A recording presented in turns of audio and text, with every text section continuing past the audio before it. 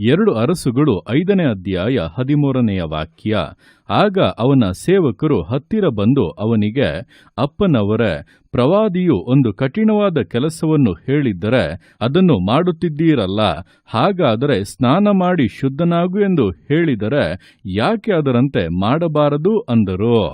ಈ ವಾಕ್ಯದಲ್ಲಿ ನಾಮಾನನ ಕುಷ್ಠರೋಗವು ನೀಗುವಂತೆ ದೇವರು ಅದ್ಭುತ ಮಾಡಿದಂಥ ಸಮಯದಲ್ಲಿ ನಡೆದಂಥ ಘಟನೆಗಳನ್ನು ವಿವರಿಸಲಾಗಿದೆ. ನೋಡುವಂಥ ಸಮಯದಲ್ಲಿ ಆ ದಿವಸಗಳಲ್ಲಿ ಅರಾಮಿಯರ ಸೇನಾಧಿಪತಿಯಾಗಿದ್ದಂಥ ನಾಮಾನನು ಕುಷ್ಠರೋಗದಿಂದ ಬಳಲುತ್ತಿದ್ದಂಥ ನಿಮಿತ್ತವಾಗಿ ಅದರಿಂದ ಒಂದು ಬಿಡುಗಡೆಯನ್ನು ಹೊಂದುವಂತೆ ಇಸ್ರಾಯೇಲ್ ದೇಶದಲ್ಲಿ ಪ್ರವಾದಿಯಾಗಿದ್ದಂಥ ಎಲೀಷನ ಬಳಿಗೆ ಬರುತ್ತಾ ಇದ್ದಾನೆ.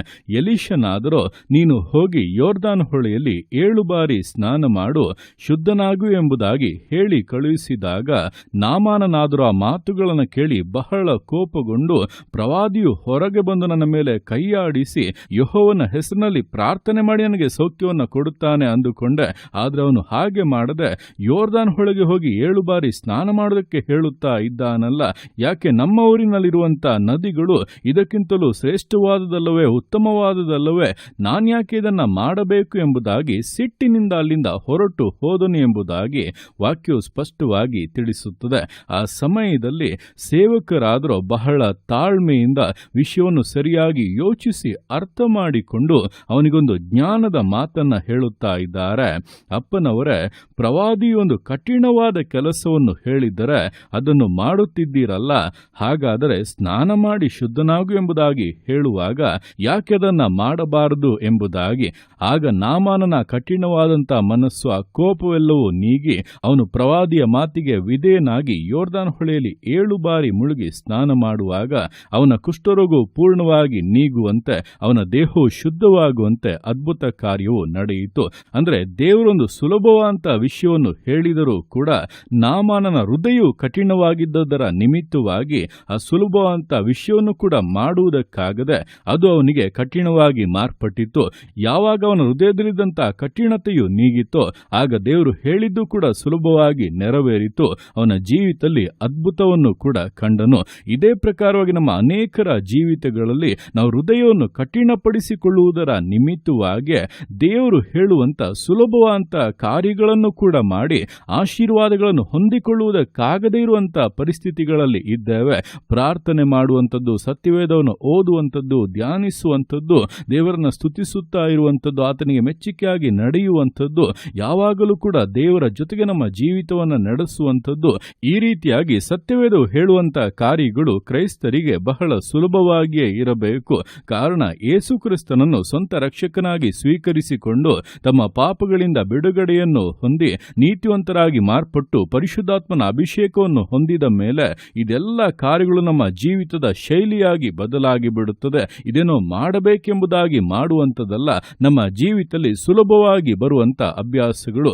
ಆದರೆ ಇದು ಅನೇಕರಿಗೆ ಕಷ್ಟವಾಗಿ ಬಿಡುತ್ತದೆ. ಹಾಗೆ ಕೆಲವೊಮ್ಮೆ ದೇವರು ಕೆಲವೊಂದು ವಿಶೇಷ ಕಾರ್ಯಗಳನ್ನು ಹೇಳುವಾಗ ಪ್ರತ್ಯೇಕವಾದಂಥ ಉದ್ದೇಶಗಳನ್ನು ನೆರವೇರಿಸುವುದಕ್ಕಾಗಿ, ವಿಶೇಷವಾದಂಥ ಆಶೀರ್ವಾದಗಳನ್ನು ಕೊಡುವುದಕ್ಕಾಗಿ, ವೈಯಕ್ತಿಕವಾಗಿ ಕೆಲವೊಂದು ವಿಷಯಗಳನ್ನು ಪ್ರಕಟಿಸುವಾಗ, ಆಲೋಚನೆಗಳನ್ನು ಕೊಡುವಾಗ ಅದನ್ನು ಕೂಡ ಮಾಡುವುದು ಅನೇಕರಿಗೆ ಕಷ್ಟ. ಸನ್ನಿವೇಶಗಳನ್ನು ನೋಡಿ, ಪರಿಸ್ಥಿತಿಗಳನ್ನು ನೋಡಿ, ಜನರು ಏನು ಹೇಳುತ್ತಾರೋ ಎಂಬುದಾಗಿ ನೋಡಿ ತಮ್ಮ ಬಲವನ್ನು, ತಮ್ಮ ಕೊರತೆಗಳನ್ನು, ತಮ್ಮ ಜ್ಞಾನವನ್ನು, ಸಾಮರ್ಥ್ಯವನ್ನೆಲ್ಲ ಇಟ್ಟು ಅಳೆದು ಕೊನೆಗೆ ಆಗುವುದಿಲ್ಲ ಎಂಬುದಾಗಿ ಅಂದುಕೊಂಡು ಹೃದಯವನ್ನು ಕಠಿಣಪಡಿಸಿಕೊಂಡು ಅವಿಧೇಯತೆಯಲ್ಲಿ ಜೀವಿಸುವಂಥವರು ಅನೇಕರು. ಅದರ ನಿಮಿತ್ತವಾಗಿ ಹೊಂದಬಹುದಾದಂಥ ಅನೇಕ ಆಶೀರ್ವಾದಗಳನ್ನು ಅನೇಕರು ಹೊಂದುವುದಕ್ಕಾಗದೇ ಇರುವಂಥ ಪರಿಸ್ಥಿತಿಯಲ್ಲಿರುವಂಥದ್ದು. ಆದ್ದರಿಂದ ಈ ದಿವಸದಲ್ಲಿ ಒಂದು ವಿಷಯವನ್ನು ಸ್ಪಷ್ಟವಾಗಿ ತಿಳಿದುಕೊಳ್ಳಿ. ದೇವರು ನಿಮಗೆ ಒಂದು ವಿಷಯವನ್ನು ಹೇಳಿರುವುದಾದರೆ ಅದು ಬಹಳ ಸುಲಭವಾಗಿ ಇರುತ್ತದೆ. ಅದು ಕಠಿಣವಾದದ್ದಾಗಿ, ಕಷ್ಟವಾದದ್ದಾಗಿ, ಅಸಾಧ್ಯವಾದದ್ದಾಗಿರುವುದಿಲ್ಲ. ಆ ರೀತಿಯಾಗಿ ಇರುವುದನ್ನು ದೇವರು ಹೇಳುವುದು ಕೂಡ ಇಲ್ಲ. ನಿಮ್ಮ ಬಲಕ್ಕೆ ಏನು ಸಾಧ್ಯ ಎಂಬುದನ್ನು ತಿಳಿದೇ ಆತನ ವಿಷಯಗಳನ್ನು ಹೇಳುವಂಥದ್ದು.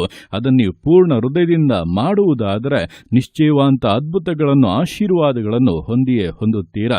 ಆದ್ದರಿಂದ ಹೃದಯವನ್ನು ಕಠಿಣಪಡಿಸಿಕೊಳ್ಳದೆ ದೇವರ ಮುಂದೆ ಸಿದ್ಧ ಮನಸ್ಸನ್ನು ಹೊಂದಿದವರಾಗಿ ಪ್ರಾರ್ಥಿಸುತ್ತಾ ದೇವರಿಂದ ಉತ್ತರಗಳನ್ನು ಹೊಂದಿ ಅದಕ್ಕೆ ವಿಧೇಯರಾಗಿ ಜೀವಿಸುತ್ತಾ ಆಶೀರ್ವಾದಗಳನ್ನು, ಮೇಲುಗಳನ್ನು ಪೂರ್ಣವಾಗಿ ಹೊಂದತಕ್ಕಂತೆ ವಿಧೇಯತೆಯಿಂದ, ದೃಢತೆಯಿಂದ, ನಂಬಿಗಸ್ತತೆಯಿಂದ ವಿಶ್ವಾಸ ಜೀವಿತಗಳನ್ನು ಮುನ್ನಡೆಸೋಣ. ದೇವರ ಕರಗಳಲ್ಲಿ ಸಮರ್ಪಿಸಿ ಪ್ರಾರ್ಥಿಸೋಣ. ಯೇಸುವೆ ಸ್ತೋತ್ರ ರಾಜ, ಕೊಟ್ಟಂತ ಈ ದಿವಸಕ್ಕೋಸ್ಕರ ಸ್ತೋತ್ರ ಕರ್ತನೆ. ಈ ದಿವಸ ನಿನ್ನ ಕರಗಳಲ್ಲಿ ಸಮರ್ಪಿಸ್ತಾನೆ. ಪ್ರತಿಯೊಂದು ಜೀವಿತಗಳನ್ನು ನೀನು ಆಳ್ವಿಕೆ ಮಾಡು, ಬಲಪಡಿಸು ಕರ್ತನೆ. ಹೌದಪ್ಪ, ದಿವಸಗಳಲ್ಲಿ ನಾಮಾನನಿಗೆ ಸುಲಭವಾದಂಥ ಒಂದು ಕಾರ್ಯವು ಹೇಳಲ್ಪಟ್ಟರೂ ಕೂಡ ಅವನ ಹೃದಯವು ಕಠಿಣವಾದದರ ನಿಮಿತ್ತವಾಗಿ ಅವನದನ್ನು ಮಾಡುವುದಕ್ಕಾಗದೆ ಹೋದನು. ಆದರೆ ಯಾವಾಗ ಆ ಕಠಿಣತನವನ್ನು ತೆಗೆದು ಹಾಕಿದನು, ಆಗ ಮಾಡಬೇಕಾದನ್ನು ಮಾಡಿ ಹೊಂದಬೇಕಂತ ಆಶೀರ್ವಾದಗಳನ್ನು ಹೊಂದಿದ ಹಾಗೆ ಈ ದಿವಸಗಳನ್ನ ಮಾತುಗಳನ್ನು ಕೇಳ್ತಾ ಇರುವಂಥ ಯಾರ ಜೀವಿತದಲ್ಲಾದರೂ ಹೃದಯವು ಕಠಿಣವಾದದರ ನಿಮಿತ್ತವಾಗಿ ನೀನು ಹೇಳಿದ್ದನ್ನು ವಿಧೇಯತೆಯಿಂದ ಮಾಡುವುದಕ್ಕಾಗದೇ ಇರುವಂಥ ಅವಸ್ಥೆಯಲ್ಲಿ ಇದ್ದುಕೊಂಡು ನಷ್ಟಗಳನ್ನು ಸೋಲುಗಳನ್ನು ಅನುಭವಿಸುತ್ತಾ ಇರುವುದಾದರೆ ಈ ವಾಕ್ಯಗಳು ಅವರನ್ನು ಮುಟ್ಟುತ್ತಿರುವುದಕ್ಕಾಗಿ ಸ್ತೋತ್ರ. ನೀನು ಅವರೊಟ್ಟಿಗೆ ಮಾತನಾಡುತ್ತಿರುವುದಕ್ಕಾಗಿ ಸ್ತೋತ್ರ. ವಿಧೇಯತೆಗೆ ಒಪ್ಪಿಸಿಕೊಡುವುದಕ್ಕೆ ಸಹಾಯ ಮಾಡು. ನೀನು ಹೇಳಿರುವಂಥದ್ದು ಸುಲಭ ಎಂಬುದನ್ನು ತಿಳಿದು ಸಿದ್ಧ ಮನಸ್ಸಿನಿಂದ ಅದಕ್ಕೋಸ್ಕರ ಮುನ್ನಡೆಯುವುದಕ್ಕೆ ನೀನು ಕೃಪೆಯನ್ನು ಅನುಗ್ರಹಿಸು, ಬಲವನ್ನು ಅನುಗ್ರಹಿಸು ಕರ್ತನೆ. ಕಾರ್ಯಗಳನ್ನು ಸಫಲ ಮಾಡುವವನು ನೀನು, ಆಶೀರ್ವದಿಸುವವನು ನೀನು. ನಿನ್ನ ಮೇಲೆ ಆಶ್ರಯವನ್ನು ಇಟ್ಟುಕೊಂಡು ದೃಢತೆಯಿಂದ ನಂಬಿಕೆಯಿಂದ ಮುನ್ನಡೆದಕ್ಕೆ ಪ್ರತಿಯೊಬ್ಬೊಬ್ಬರಿಗೂ ಸಹಾಯ ಮಾಡು. ಅವರ ಜೀವಿತಗಳಲ್ಲಿ ಎದುರು ನೋಡುವಂಥ ಮೇಲುಗಳು, ಆಶೀರ್ವಾದಗಳು, ಬೇಡುವಂಥ ಸಕಲ ಮೇಲುಗಳು, ಘನತೆಗಳು ಜೀವಿತಕ್ಕೆ ಅನುಗ್ರಹಿಸಲ್ಪಡಲಿ.